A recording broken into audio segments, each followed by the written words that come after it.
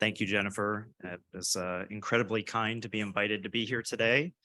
And thank you for all the hard work you and your staff do in the region. So I know everybody here and in many other places who couldn't be here with us are very appreciative for what you all have done just in the past couple of months, let alone all the time before that. So thank you again.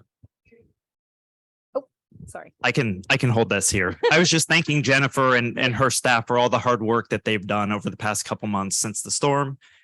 It's incredibly difficult, as you all know, to give back to your community when you're picking up your own life, right? So, and as many of us who, whether you went through Ian yourself or another storm like Andrew previously, these are intense experiences, and hopefully this will help galvanize the community and bring it closer together than ever before. I also want to, just comment on how proud I am of my friend Shannon Estenos and all the great work that she's doing up in DC for us now after a very long career down here in Florida. Just amazing to see good folks get to good places. Mm-hmm. As Jen mentioned, my name is Wes Brooks. I'm the Chief Resilience Officer for the state of Florida. She mentioned a 6-year stint on the Hill. That was a very long 6 years. And I am glad to be down working with more regularity throughout the state now. And I'll just point out real quick, I know everybody's short on time. I like this logo in this fashion for 2 reasons. One, it reminds me of the moon, on a dark night, and how sometimes, you can see everything, right? Even through the darkness. And I think that the state of Florida has really turned a corner under this governor in how we view adapting for the future and making sure that our communities are going to be strong in the future. And folks are seeing that pathway illuminated now in a way maybe where they weren't before. The other thing I like about our logo for the statewide Office of Resilience, and in this fashion where it feels like the moon, is it brings its own gravity, right? It might not be the strongest force in the world, but it's making an impact and it's influencing water, right? And that's really what our goal is to make a difference in how communities deal with water, changes to water, and also how we move water in or off the landscape.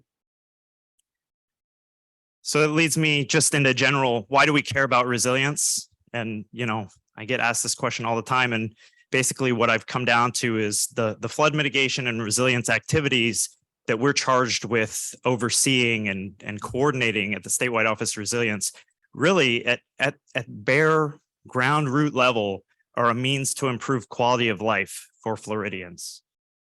And they do that by trying to expand economic opportunity and also to enhance the environmental vitality of the communities that we live in as well. As you all know, resilience is about a little bit more than that too. When you have very big, acute disturbances that can impact our community. I'm going to play this, and most of you have lived this, but those who haven't, a little bit about what we've done. Storm.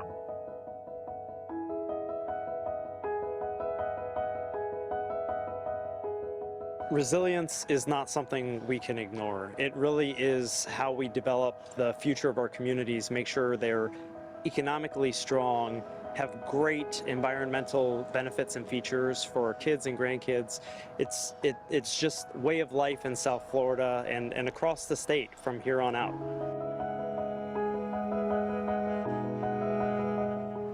It's really important that we have this improved resiliency so that we can provide adequate flood protection to this community.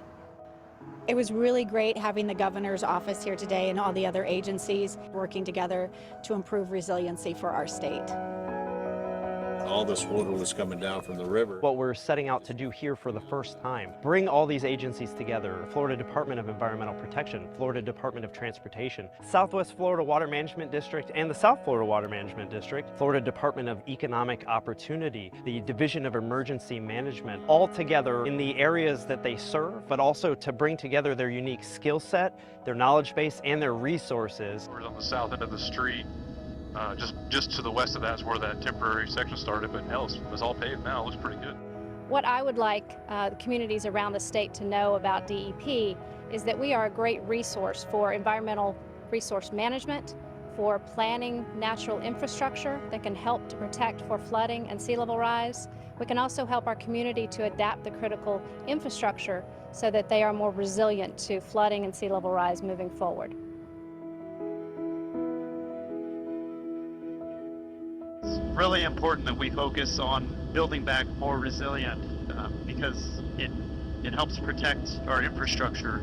It helps protect human lives and livelihoods, and it makes sure that these communities can bounce back faster in the future. I'm Jeanette Sechrist. I'm the Resource Management Division Director at the Southwest Florida Water Management District. For our water management district, we have embedded resiliency within our 4 areas of responsibility, from our flood protection, water supply, water quality, and natural systems. We have projects and programs and planning, all addressing resiliency. For future resilience, I would really love to take a statewide look at how we model our rivers and streams and those impacts, and have all the agencies come together to really take a holistic look at what the impacts are of the rainfall and our changing criteria, the changing climate.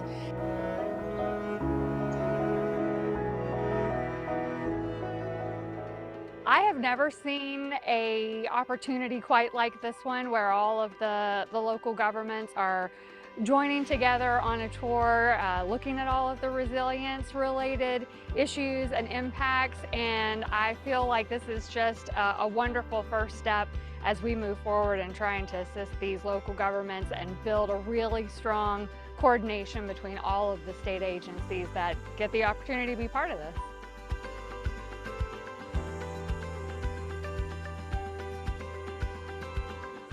We want to make sure that this doesn't happen again and that we can bounce back quicker. And that's the resilience efforts that we will be doing over the next few years, both at the state level and also at St. John's. A great opportunity to share what we can do to help these communities and these municipalities. And we're here in Astor, right here on the beautiful St. John's River. And it's when we crossed over the road, you can see where the intrusion of water is right in their backyards. And we're really hoping we can get some help to this community. We're just completely focused on trying to be as efficient as possible, trying to bring together all these different programs in a coordinated way that deliver results for people on the ground who've just suffered from this horrible tragedy, but also to help those communities evolve into the strong, vibrant, resilient communities of the future.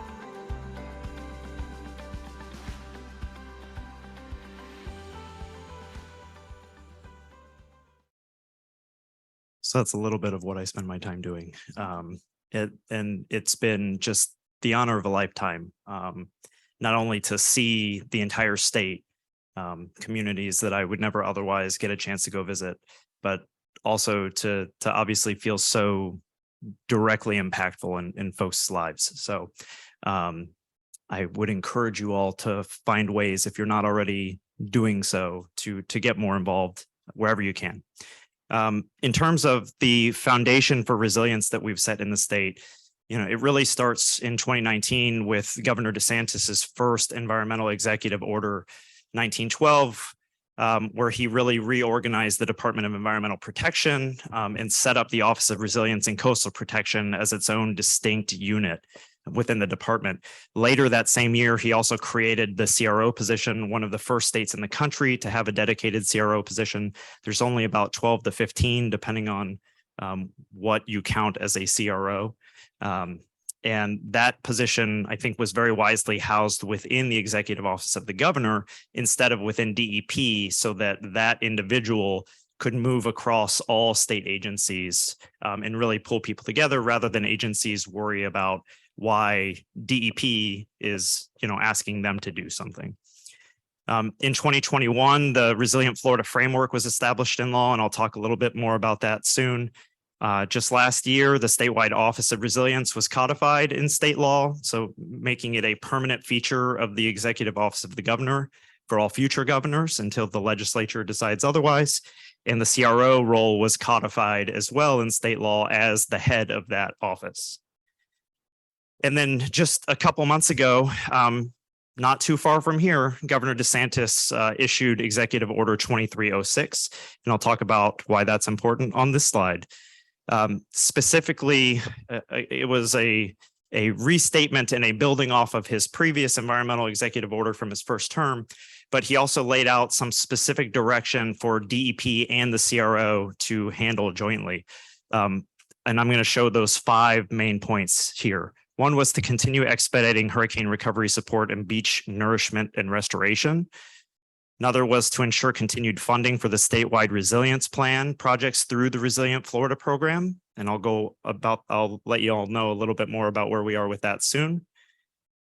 We also were asked to support completion of comprehensive vulnerability assessments for all communities by 2026. That's all 67 counties and 411 or so municipalities throughout the state. He also, I'm really excited about this one, a groundbreaking initiative, especially for Southeast Florida, establishing a Florida's Coral Reef Restoration and Recovery Initiative. You heard Assistant Secretary Estenos talk about natural infrastructure and nature-based features.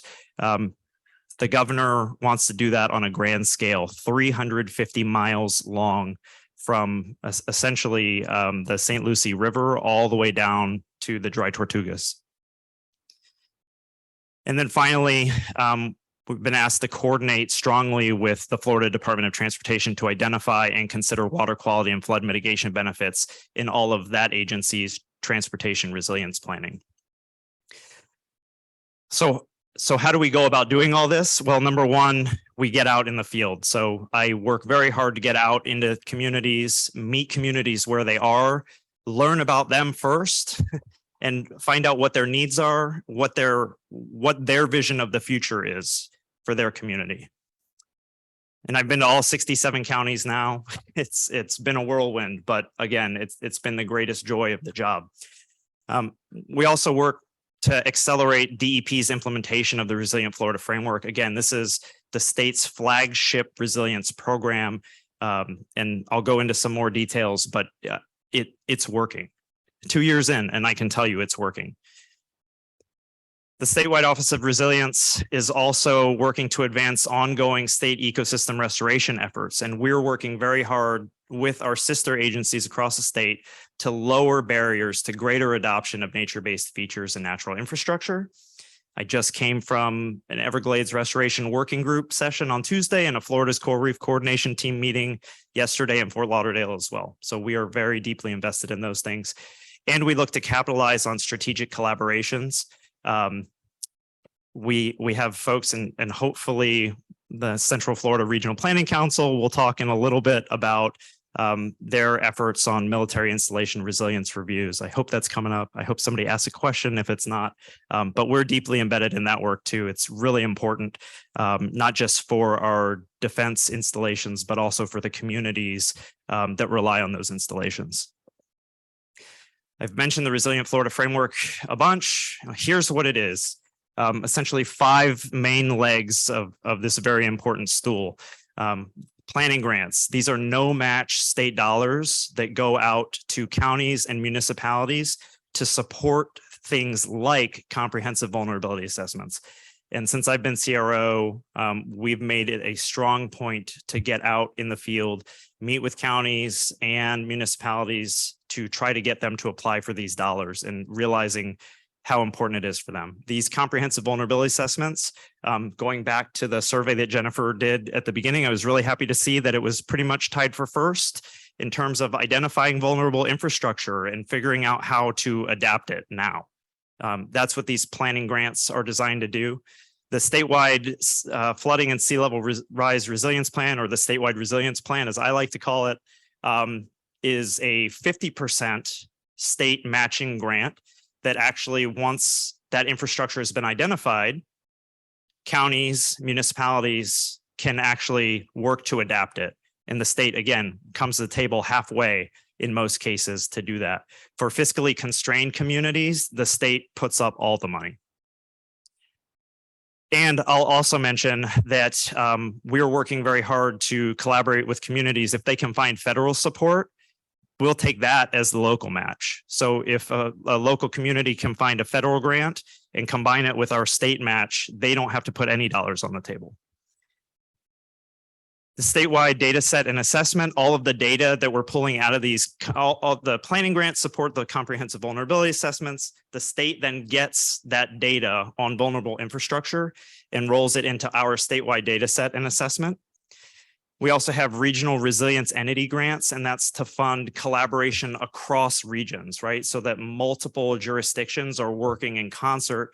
And that really can go to things like funding adaptation action plans where, regionally significant assets across the region are sort of prioritized based on their importance to all of those communities.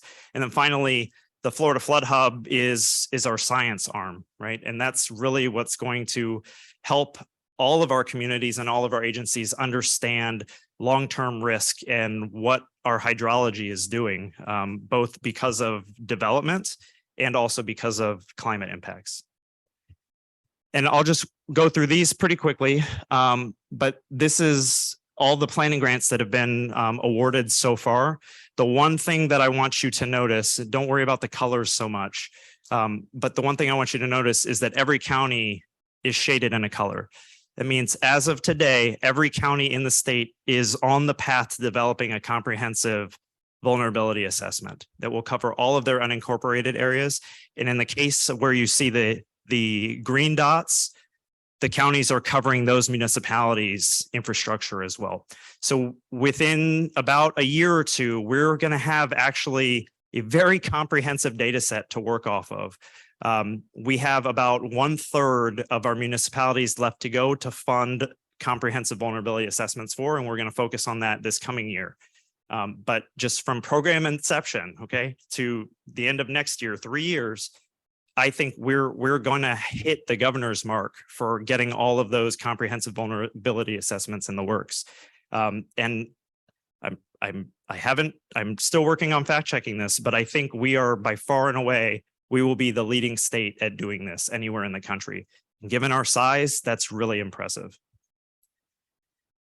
Then on the flip side are the adaptation grants, and you can see where to date these have been awarded. A lot of focus in the Southeast, and in part that's because the Southeast had already done some vulnerability assessment work dating back about 10 years. But you can see there's some dots starting to pop up in the Southwest Florida region, and we're going to have some more this year, and I'm going to detail that for you all now. Jennifer had an excellent suggestion to go through every county. And so that's what I'm going to do for you here. For Charlotte County, 3 planning grant awards so far have gone out for almost $500,000. And again, just state funds. 1 adaptation grant award to the city of Punta Gorda.